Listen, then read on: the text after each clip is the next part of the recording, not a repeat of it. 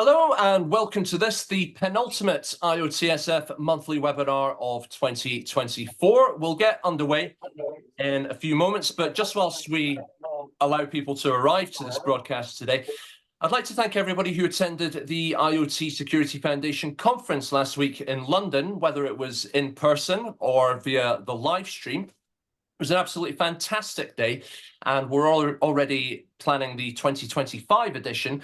But coming up in December is another major event in London. It's the TechWorks Awards and Gala Dinner.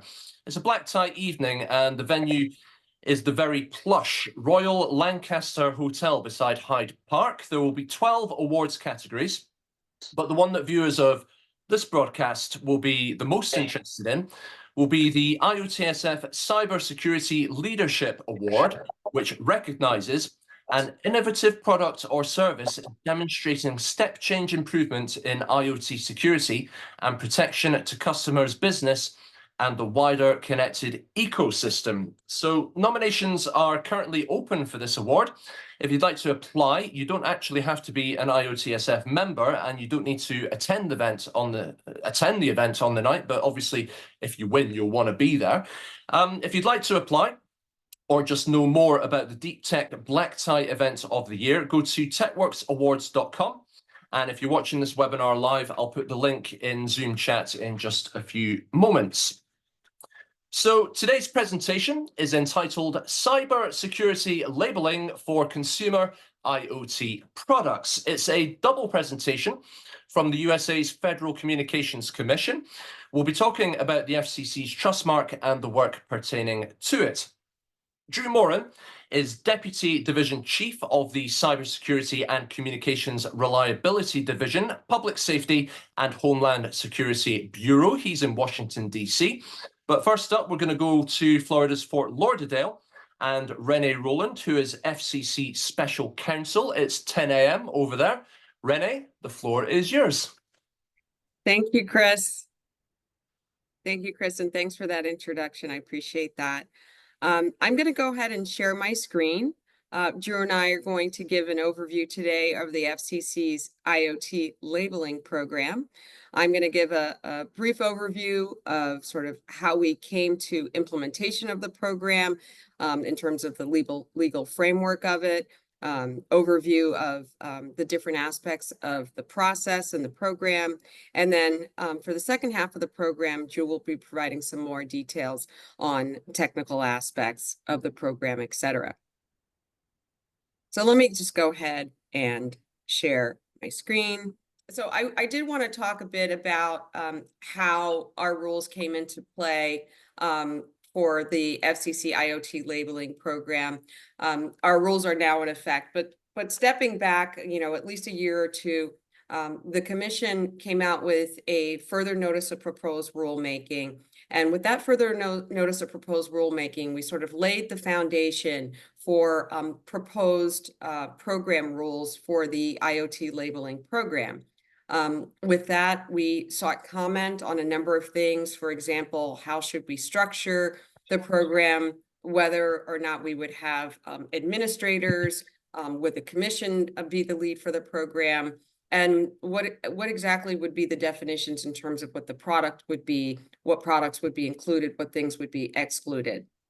So we went through that process, and then in March of 2024, we did adopt a report and order that established the framework for the voluntary cybersecurity labeling program for wireless consumer IoT products. And so qualifying consumer smart products, so think smart light bulbs, smart watches, interconnected baby monitors, etc., that meet robust cybersecurity standards will have what we like to call a cyber nutrition label, if you will, that will include the new US Cyber Trustmark. The Commission is the program owner, and they set the requirements that must be met for the IoT product to qualify to use the label. And the purpose of the label is obviously to let consumers know that an IoT product bearing the label has minimum cybersecurity standards. And I think if you think about the Energy Star program that we have, for consumers, having an Energy Star logo on the refrigerator will tell them, hey, my refrigerator is energy efficient. So in the same way that the Energy Star program gave confidence to consumers about the energy efficiency of their refrigerator, for example, the idea is that the FCC IoT label, the US trust mark that will be on these various products, will similarly be providing consumers with that confidence level that the label has met some minimum cybersecurity standards. Now, in addition to the report and order that we released in March, as part of that, we did also issue a further notice of proposed rulemaking. And in that further notice of proposed rulemaking, we do seek comment on issues related to additional national security concerns. So in brief, we do seek comment on whether or not we should require disclosure if the product's software or firmware are developed within or deployed from a country on the United States Department of Commerce's list of high-risk countries. And similarly, for consumer data that's collected from a product that is stored in or will transit such a country. So the record has closed on this further notice of proposed rulemaking. We gathered a record. However, I think our focus right now has been on implementing the program, but that further notice is still on our table, and it's possible that we may look at that in the future. Now, turning to sort of the sort of characters, I guess, if you will, of how the program is going to be run. The program is going to be supported by a lead administrator, a cybersecurity labeling administrators that we call CLAs, and then also by Cyber Labs. Now, the lead administrator is going to be responsible for collaborating with stakeholders, including the cyber label administrators, to make a number of recommendations to the Commission, most notably regarding the cybersecurity standards and also, of course, the testing procedures and the design of the label. The lead is also going to be responsible for developing a consumer education campaign, and then they're going to bring to the Commission recommendations that will be developed during a 90-day stakeholder process once that lead administrator is selected. Now, the cyber label administrators, or CLAs, they are going to be responsible for the day-to-day management of the program. So they will be accepting and reviewing the applications. They will be determining whether or not the applications from the manufacturers can be approved or denied for use of the FCC IoT label. And there are a number of other responsibilities that the CLAs have. For example, they do have to commit to supporting the lead administrator with some of their responsibilities, such as being part of supporting the consumer education campaign, certainly input on the 90-day stakeholder process, input on other issues such as market surveillance, et cetera. So in addition to the day-to-day management of the program, they are going to have some additional responsibilities in terms of supporting the Commission in this program, as well as supporting the lead administrator. And then finally, the Cyber Labs. The Cyber Labs will be responsible for testing the products, making sure the products that want to use the label meet the program's requirements, and they can be either an in-house lab to the manufacturer. They can also be a CLA-run testing lab, or they can be an independent testing lab, as long as that Cyber Lab is accredited. And we do have a process in place where the Cyber Labs and the CLAs will be accredited via accreditation bodies And I think in the second half of the program, Drew will talk a bit more about that accreditation and the standards that are applicable there. Moving on to the process for the FCC label and how it actually gets approved. To begin with, the manufacturer that's applying to use a label, they have to first obviously have to have their eligible product tested by a cyber lab. So they're going to submit an application with supporting documentation. So that's going to include the cyber test report and any other supplemental documentation. They're going to submit that to the CLA. And then the CLA is going to review the application. They're going to review that test report and all that additional supporting documentation that is provided by the manufacturer via that cyber lab testing to determine whether or not that IoT product meets the FCC's program requirements. And then ultimately, the cyber labeling administrator is able and will have the ability to certify the product and determine whether or not that product meets or does not meet the program requirements and can use or not use the label. So that gives you an overview a bit of who the characters are, if you will, and also what the process is. I think what's also very important to this process as we move forward and once our standards are developed, et cetera, is the international recognition reciprocal program that we're certainly going to be focusing on. We've started focusing on, we'll continue to be focusing on as our standards and our scope are developed. The program certainly recognizes that international harmonization of cybersecurity standards brings really immense value to manufacturers. The United States and the EU certainly have committed to working together. You may have seen press releases over the past year with respect to the EU and the US working together to achieve mutual recognition for our government-backed cybersecurity labeling programs and regulations for IoT devices via a joint cybersafe products action plan, which is an arrangement that they came to. So in addition to the EU, certainly we have been meeting with a number of different countries over the past several months, really over the past year, in addition to meeting with the EU with respect to the arrangement that we have with them, and in the process with the EU doing at least the initiation of a comparative analysis of our plans. And working closely with NIST, the National Institute of Standards and Technology, on such comparisons.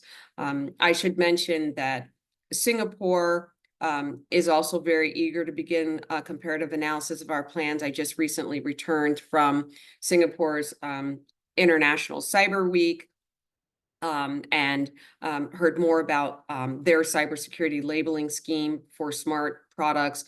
First of its kind, as I understand, from in Asia Pacific, and it's already stood up and benchmarked against European standards organizations, and they already have mutual recognition agreements with Finland and Germany, and I think Korea that week of the Cyber Week was another country that signed an agreement with them. And as I have here on the slide, Japan has also committed to work with the US to ensure interoperability of its IoT labeling scheme, which is also currently underdeveloped. Now, with respect to some other countries, I did want to give you a little bit of a flavor of who we've been meeting with in addition to the European Union several times. We have also met with Israel's National Cyber Directorate. We have met with South Korea, a couple of times with their Internet and Security Agency. Of course, as I mentioned, we've met several times with Singapore, as well with Germany, Japan. And then in 2023, we did meet with India, Australia, United Kingdom, Canada, and New Zealand. So the FCC's Public Safety Bureau, and we work very closely with our Office of International Affairs. We will continue to work with NIST and other federal agencies on our international recognition of our program. That's something that's certainly more of a long term, but it's something that we are thinking about already, and sort of laying the groundwork for how we'll be able to do that going forward. In a nutshell, I think with respect to international reciprocal recognition, we do think that the products that meet a common baseline standard, it's very important to have sort of the global cybersecurity baseline for IoT that will promote security by design and approaches to smart products. I'll just take just a couple of minutes just to give you a quick synopsis of sort of where we are timing wise. Our rules came into effect early September. Once they came into effect in September, we were able to open up a window for applicants, entities that were interested in becoming cyber labeling administrators or the lead administrators. We are now in the process of reviewing those applications. We're hoping to review those applications and be able to select a lead administrator and cyber labeling administrators in the short term. Once we do that, we will announce via a public notice that we've selected the lead administrator and the CLAs, and this will kick off for us a 90-day stakeholder process. That 90-day stakeholder process will include not just the lead administrator and the CLAs, but industry and other entities that are interested in the process. They will provide input on the recommendations that need to come to us at the commission. Those recommendations we will then put out for public comment, and then eventually they will also become rules and regulations. And then eventually, as we move forward, our accreditation process and ultimately getting the US Cyber Trust Mark on products. So while we don't have a definite time frame, that is sort of the process that we are under, and we're hoping to move it forward as swiftly as we can, but recognizing the importance of ensuring that we have all the right standards and scope in place. And for the second half, I'll just preview for you that Drew will discuss some specific details about the program, including the label, how consumers will see the label, how the product and the device are actually defined under our program, and also the technical framework that is also the basis of our program. Thank you. Thanks, Renee. We're just at the halfway point of today's broadcast. So if you've got any questions for either Renee or Drew, there's already a couple of questions coming in on the chat, then please do ask away, and we'll put the questions, observations, comments, whatever, to them during the Q&A section towards the end of today's broadcast. We're just taking a pause because TechWorks is the parent organization of the IoT Security Foundation, and coming up on Tuesday, the 19th of November, 2024, is a TechWorks event entitled Assuring Systems Integrity for Software and AI from SBOM to TAIBOM. Now, this event is taking place in Oxford, England, and it will focus on methodologies and tools that can be used to ensure the integrity of AI systems and software, including the use of SBOM and TAIBOM. Attendees will learn about the current state of the art with respect to software bill of materials and how this can be extended in the engineering of trustworthiness into AI systems, and the applicability with regard to legislative requirements in the USA and the EU. If you'd like to register for this event, go to techworks.org.uk/AI, or if you're watching this live, I'll put the link, and that will have the agenda as well, in Zoom chat. Now, this event, by the way, is open to all, so you don't have to be a member of the IoTSF or any other TechWorks community to be able to attend this event, excuse me, in Oxford, England. So yeah, I'll put the link in Zoom chat in just a few moments, and you can continue to ask questions as well in the Zoom chat. So I will hand back over now to Drew and Renee for the second half of today's broadcast.